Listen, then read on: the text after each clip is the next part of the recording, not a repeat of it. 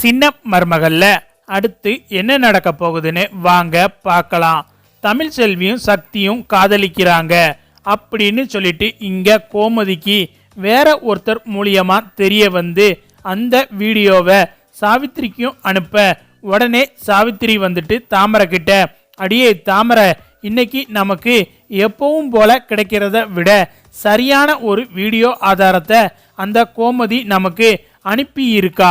இத்தனை நாளா அரசல் புரசலா தாண்டி அந்த சக்தியும் தமிழ் செல்வியும் காதலிக்கிறாங்கன்னு நமக்கு தெரிய வந்தது. இப்ப பாரு, இந்த சக்தி பயலோட ஃப்ரெண்டே என்ன சொல்லி இருக்கான்னு பாருன்னு சாவித்திரி சொல்லவும், ஐயோ ஆமாமா, அப்ப இங்க சேது மாமாவையும் காதலிக்கிறேன்னு சொல்லிட்டு இந்த தமிழ் செல்வி பெரிய நாடகம்லாம் போட்டுக்கிட்டு இருக்கா. கடைசியில பாருமா, இவங்க 2 பேரும் காதலிக்கிறாங்க. இதுதாமா நமக்கு கிடைச்ச கோல்டன் டிக்கெட்டு. இதை எப்படியாவது சேது மாமா கிட்ட காட்டி 2 பேரையும் பிரிச்சு விடணுமா அப்படின்னு சொல்லிட்டு தாமரை சொல்லவும், அடியே இருடி, இன்னும் சேது வரல.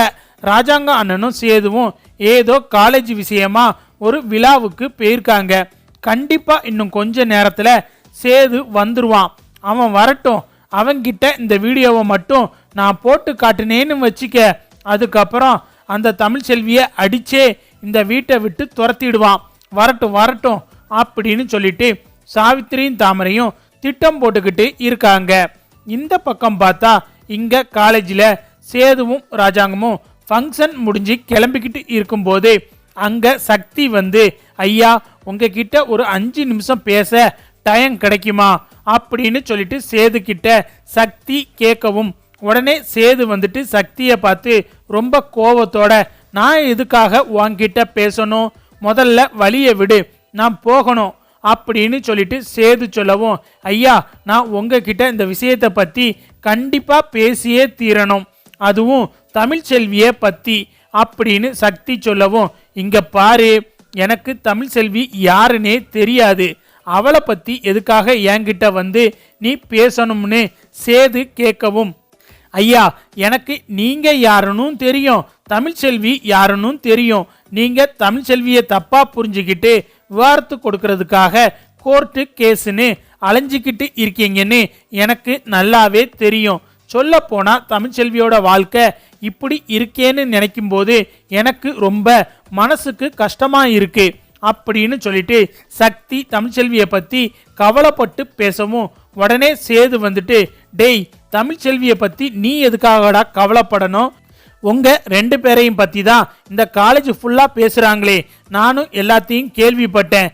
என்ன நீ தமிழ் செல்வியை காதலிக்கிறியா, அதனாலதான் தமிழ் செல்வியோட வாழ்க்கைய சரி பண்ணணும்னு நினைச்சுக்கிட்டு இருக்கியா அப்படின்னு சொல்லிட்டு சேது கேட்கவும், ஐயோ ஐயா நீங்க எதுக்காக இப்படியெல்லாம் பேசிக்கிட்டு இருக்கீங்க, தமிழ் செல்வி எனக்கு ஒரு தங்கச்சி மாதிரி என்ன, எனக்கு கூட பிறந்த தங்கச்சி அப்படின்னு சக்தி சொல்லவும், இங்க சேது வந்துட்டு அப்படியே சாக்காகி, என்ன சொல்ற சக்தி, தமிழ் செல்வி உனக்கு தங்கச்சியா, அப்ப இந்த காலேஜே உன்னை தப்பா பேசுதே, நீ தமிழ் செல்வியை காதலிக்கிறதாவும் தமிழ் செல்வி உன்னை காதலிக்கிறதாவும் நான் கேள்விப்பட்டேனே, இதுக்கு என்னோட போன்ல வீடியோ ஆதாரமே இருக்கு பாரு அப்படின்னு சொல்லிட்டு சேது சாவித்திரி அனுப்பின வீடியோ ஆதாரத்தை காட்ட, ஐயோ எதுக்காகையா இப்படிலாம் எங்களை பத்தி தப்பா வீடியோ எடுத்து இருக்காங்க, இதெல்லாம் நீங்க நம்பாதீங்க, கண்டிப்பா தமிழ் செல்வி மாதிரி ஒரு பொண்டாட்டி கிடைக்கிறதுக்கு நீங்க ரொம்ப கொடுத்து வச்சிருக்கணும், இந்த மாதிரி அரசல் புரசல்லாம் பேசுறது வாழ்க்கையில சகஜமையா,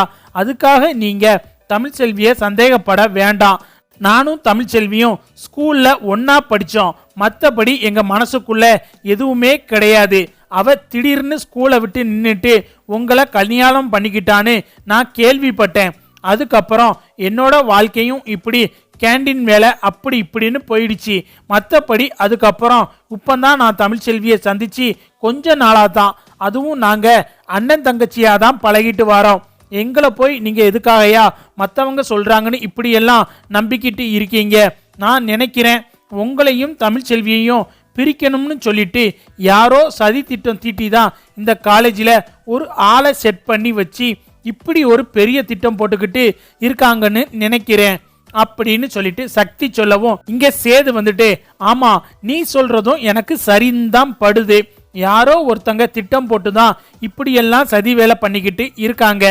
கூடிய சீக்கிரம் அது யாருன்னு நான் கண்டுபிடிக்கிறேன் அப்படின்னு சேது சொல்லவும், ஐயா நீங்க கண்டுபிடிக்கிறது இருக்கட்டும், தமிழ்ச்செல்வி ரொம்ப நல்ல பொண்ணியா, அவ உங்களை அதிகமா நேசிச்சுக்கிட்டு இருக்கா. ஒரு அண்ணனா இருந்து தமிழ்ச்செல்வியோட வாழ்க்கையை காப்பாத்தி கொடுக்கணுங்கிற ஒரு அக்கறையில தான் உங்ககிட்ட இம்புட்டு நேரம் பேசிக்கிட்டு இருக்கேன். அவளோட வாழ்க்கைய நல்லபடியா சரி பண்ணி நீங்க 2 பேரும் சேர்ந்து சந்தோஷமா வாழணும், அதுதான் எனக்கு வேணும் அப்படின்னு சொல்லிட்டு சேது கிட்ட சக்தி பேசிக்கிட்டு இருக்காரு. இங்க சேது வந்துட்டு சக்திக்கு தெரியாமலேயே வீடியோ எடுத்து வச்சிடுறாரு.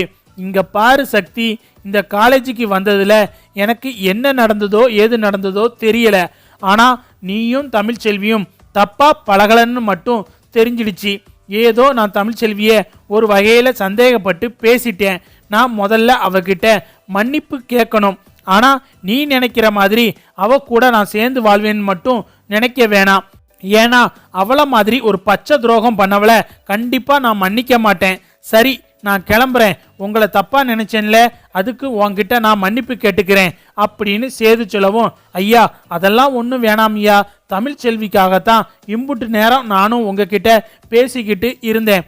கண்டிப்பா நீங்க கூடிய சீக்கிரமே சேர்ந்து ஒன்னா வாழ்றத நான் என் காதால கேள்விப்படணும் அப்படின்னு சொல்லிட்டு சக்தியும் சேதுவும் பேசிக்கிட்டு இருக்காங்க. இவங்க 2 பேரும் பேசிக்கிட்டு இருக்கிறத ஜெனி அங்க இருந்து பார்த்துட்டு, ஏய் தமிழ் அங்க பாரு, உன்னோட ஹஸ்பண்ட் சேது சக்தி கூட நின்று ஏதோ பேசிக்கிட்டு இருக்காரு, அங்க பாரேன், உன் புருஷன் சொல்ல போனா ரொம்பவே கேன்சமா இருக்காருடி அப்படின்னு சொல்லிட்டு ஜெனி சொல்லவும், இங்க பாரு அவர் ஒன்னும் பழைய அக்கறையினால எல்லாம் பேசிக்கிட்டு இருக்க மாட்டாரு, என்னையும் சக்தியையும் தப்பா வச்சுதான் கண்டிப்பா அந்த சக்தி கிட்ட பேசிக்கிட்டு இருப்பாரு அப்படின்னு தமிழ் சொல்லவும், என்ன சொல்ற தமிழ், நீ சொல்றதெல்லாம் உண்மையா, எதுக்காக உன்னையும் சக்தியையும் வச்சு தப்பா பேசணும்னு ஜெனி கேட்கவும், தெரியல ஜெனி, கொஞ்ச நாளாவே யாரோ இவர்கிட்ட என்னையும் சக்தியும் வச்சு தப்பா பேசி ஏதோ வீடியோ ஆதாரத்தை எல்லாம் காட்டிக்கிட்டு இருக்காங்க. அதை வச்சுக்கிட்டு தான் இங்க வந்து சக்தி கிட்ட நீங்க எப்படி பழகுறீங்க அப்படின்னு சந்தேகத்தை தீர்த்துக்கிட்டு போறதுக்காகத்தான் வந்திருப்பாரு, வேற ஒன்றும் கிடையாது, வா நாம நம்ம வேலையை பார்க்கலாம் அப்படின்னு சொல்லிட்டு தமிழ்ச்செல்வி ஜெனி கிட்ட பேசிக்கிட்டு இருக்காங்க. அடுத்து பார்த்தா இங்க வீட்டுக்கு சேது வரவும், அடியே தாமரை சீக்கிரம் வாடி, சேது வந்துட்டான் அப்படின்னு சொல்லிட்டு சாவித்திரி தாமரைய கூப்பிடவும் 2 பேரும் இங்க அவுட் ஹவுஸுக்கு வராங்க. இவங்க வேகமா வரத சேது பார்த்துட்டு, என்னத்த எதுக்காக இப்படி அவசரமா மூச்சு வாங்குற அளவுக்கு ஓடி வாரீங்க அப்படின்னு சொல்லிட்டு சேது கேட்கவும், சேது உன்கிட்ட ஒரு முக்கியமான விஷயம் சொல்லணும், அதனால தான் நீ எப்போ வருவன்னு காத்துக்கிட்டு இருந்தேனே சாவித்திரி சொல்லவும், என்ன அத்தை என்ன விஷயம் சொல்லுங்கன்னு சேதுவும் கேட்குறாரு. இந்த வீடியோவை பாரு சேது, உன் பொண்டாட்டி தமிழ்ச்செல்வி காலேஜுக்கு போறேன், டாக்டருக்கு படிக்க போறேன், அதுதான் என்னோட லட்சியம் அப்படி இப்படின்னு சொல்லிட்டு நம்ம எல்லாரையும் ஏமாத்திட்டு தலையில நல்லா மிளகா அரைச்சிட்டு அவ காலேஜுக்கு போறா. ஆனா அந்த காலேஜுக்கு போய் அவ ஒழுங்கா படிக்கல. இங்க பாரு, தமிழ்ச்செல்வியும் அங்க இருக்கிற கேண்டீன்ல வேலை செய்யற சக்திங்கிற பையனும் லவ் பண்றதா சொல்லி அந்த சக்தியோட ஃப்ரெண்டே இந்த வீடியோல பேசி இருக்கான் பாரு, நல்லா பாரு அப்படின்னு சொல்லிட்டு சாவித்திரி சேதுவை வெறுப்பேத்தி விடுற மாதிரி பேசிக்கிட்டு இருக்காங்க. ஆனா சேது வந்துட்டு எதுவுமே பேசாம அமைதியா நின்னுக்கிட்டு இருக்காரு.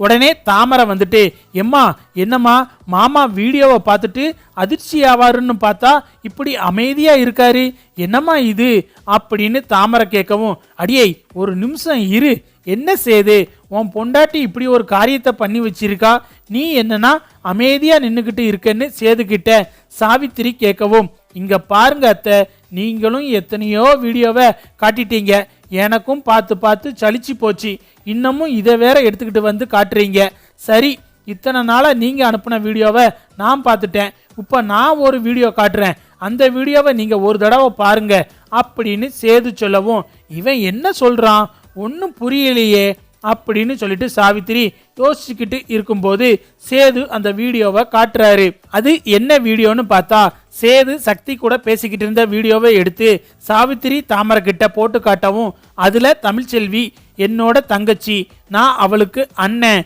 2 பேரும் ஒருத்தருக்கு ஒருத்தர் அண்ணன் தங்கச்சியா பழகிட்டு வாரோம், நீங்களும் தமிழ்ச்செல்வியும் சேர்ந்து சீக்கிரமா ஒன்னா வாழணும் அப்படின்னு சொல்லிட்டு சக்தியே பேசுறத பார்த்ததும் இங்க சாவித்திரிக்கும் தாமரைக்கும் ரொம்பவுமே அதிர்ச்சியாகுது. சாவித்திரி தலையில இடி விழுந்த மாதிரி முழிச்சுக்கிட்டு இருக்காங்க. என்ன அத்தை, என்னோட வீடியோவை பார்த்துட்டு அதிர்ச்சியில உறைஞ்சு போய் நிக்கிறீங்க போல. இத்தனை நாளா நீங்க காட்டின வீடியோ ஆதாரத்தை வச்சு தமிழ்ச்செல்விய நான் தப்பா நினைச்சுக்கிட்டு இருந்தேன். கடைசியில 2 பேரும் அண்ணன் தங்கச்சியா பழகிறத பத்தி இன்னைக்கு தான் சக்தியே வந்து என்கிட்ட அவன் வாயாலேயே சொன்னான். இப்படி இருக்கும்போது எதுக்காக நான் தமிழ்ச்செல்வியை சந்தேகப்படணும்? தமிழ்ச்செல்வி எனக்கு எந்த ஒரு காலத்திலையும் துரோகம் பண்ண மாட்டா அப்படின்னு சொல்லிட்டு சேது அடிச்சு சொல்லவும், என்ன சேது பேசுற, நீ தான் அவ வயிற்றுல வளர குழந்தைக்கு நான் அப்பனே கிடையாதுன்னு பேசின, இப்போ வந்து மாத்தி பேசிக்கிட்டு இருக்க அப்படின்னு சாவித்திரி கேட்கவும், அத்தை நீங்க சொல்றது சரிதான், நான் அந்த நேரத்துல ஏதோ புத்தி கெட்டு ஒயின் ஷாப்ல நின்னுக்கிட்டு இருக்கும்போது அவளும் வந்து நான் கர்ப்பமா இருக்கேன்னு சொல்லிட்டா. அந்த நேரத்துல நானும் என்ன பேசணும்னு தெரியாம அவளை நான் தப்பா பேசிட்டேன். இது எங்க 2 பேருக்குள்ள இருக்கிற பர்சனல் விஷயம், அதை நாங்க சரி பண்ணிக்கிறோம். அதுக்காக எதுக்கு தேவையில்லாம தமிழ்ச்செல்வி மேல தேவையில்லாத பழியெல்லாம் போட்டுக்கிட்டு இருக்கீங்க? உங்க டைமும் வேஸ்ட்டு, என்னோட டைமும் வேஸ்ட்டு. நான் மறுபடியும் சொல்றேன், தமிழ்ச்செல்வி மேல எனக்கு நம்பிக்கை இருக்கு. இதோ நிக்கிறாளே உங்க பொண்ணு தாமரை, இவ கொஞ்ச நாளைக்கு முன்னாடி நான் இவளை கெடுத்ததா சொல்லி இந்த ஊர் உலகத்தையே நம்ப வச்சா, என்ன கேவலப்படுத்தினா, என்ன மட்டும் இல்ல என் குடும்பத்தையே அசிங்கப்படுத்தினா. ஆனா அந்த அசிங்கத்துல இருந்து என்னை மீட்டு கொண்டு வந்தது என் மனைவி தமிழ்ச்செல்வி தான், புரிஞ்சுதா? அதனால கண்டிப்பா தமிழ்ச்செல்வியை இனிமே நான் சந்தேகப்பட மாட்டேன், எனக்கு நம்பிக்கை இருக்கு.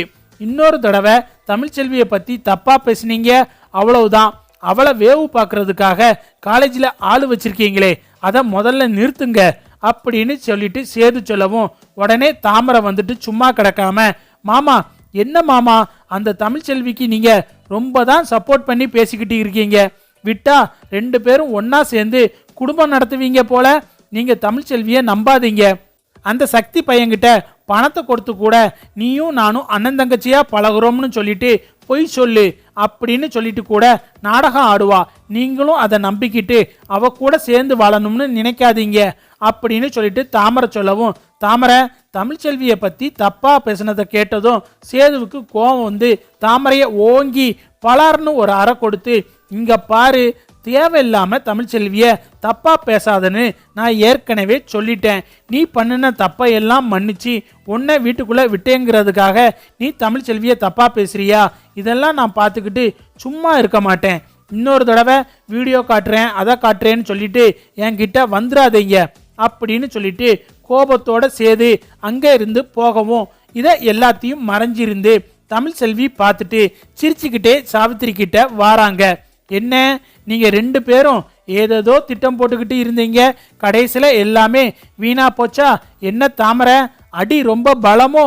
இரு, சீக்கிரமாவே நான் அவரை விட்டு பிரிஞ்சிடுவேன். அதுக்கப்புறம் அவராச்சும் நீயாச்சும் 2 பேரும் சேர்ந்து சந்தோஷமா கூட வாழ்ந்துக்கோங்க. எனக்கு தேவை என் குழந்தைக்கு அப்பா இவர்தான்னு சொல்லி கை நீட்டி காட்டணும். மற்றபடி நீயாச்சும் அவராச்சும் எனக்கு எந்த பிரச்சனையும் கிடையாது.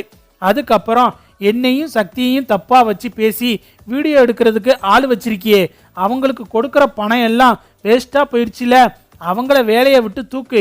எதுக்காகத்தான் இப்படி கேடுகட்ட வேலையை பார்த்துக்கிட்டு அடுத்தவங்க குடியை கெடுக்கணும்னு நினச்சிக்கிட்டு கங்கணம் கட்டிக்கிட்டு திரியிறீங்கன்னு எனக்கு சத்தியமா தெரியல. இன்னொரு தடவை என்னையும் சக்தி அண்ணனையும் சேர்த்து வச்சு தப்பா பேசினேன்னா நான் பார்த்துக்கிட்டு சும்மா இருக்க மாட்டேன். நானும் கன்னத்துல ஒரு அறை கொடுக்க வேண்டியது இருக்கும், ஜாக்கிரதை அப்படின்னு சொல்லிட்டு தமிழ்ச்செல்வி அங்கிருந்து போயிடுறாங்க. இங்க தாமரையும் சாவித்திரியும் நம்ம திட்டம் எல்லாம் வீணா போச்சேன்னு சொல்லி புலம்பிக்கிட்டு இருக்காங்க.